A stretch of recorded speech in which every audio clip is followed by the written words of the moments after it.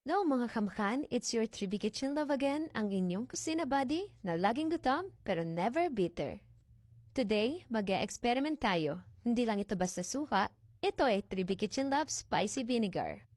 Ihanda ang mga ingredients, bawang, sibuyas, dahon ng laurel, pamintang durog, toyo at syempre, ang spicy vinegar ng 3B Kitchen Love.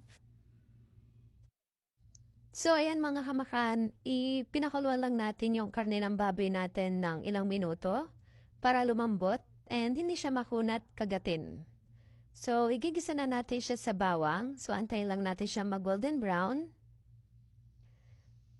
So, saka natin isusunod ang sibuyas. So, halu-haluin niyo lang siya until lumabas yung aroma ng bawang and sibuyas. Halo lang, halo ng halo. And then after that, ilalagay natin ang dahon ng laurel.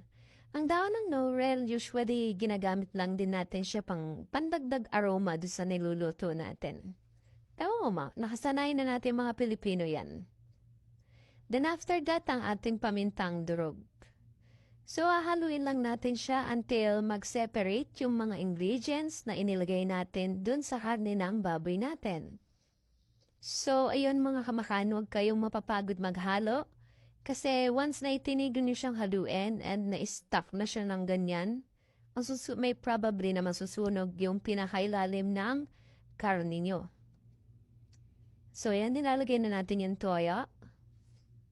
And syempre, experiment time! Syempre, ang pinagmamalaki ng 3B Kitchen Love, Spicy Vinegar. So, yan. Depende na sa inyo kung gaano karami ilalagay nyo. Ganyan. So, yun mailagay lahat itong nasa bote. Baka, imbis na maging adobo yan, naging paksiw na yan. So, ayan. So, haluin lang natin siya until mag-combine yung suka and ang ating toyo. So, pakukuluan lang natin siya.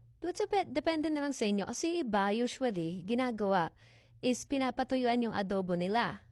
So, sa akin kasi, gusto ko yung may konting sauce pa na may lalagay sa kanin. And voila! Ang ating finished product.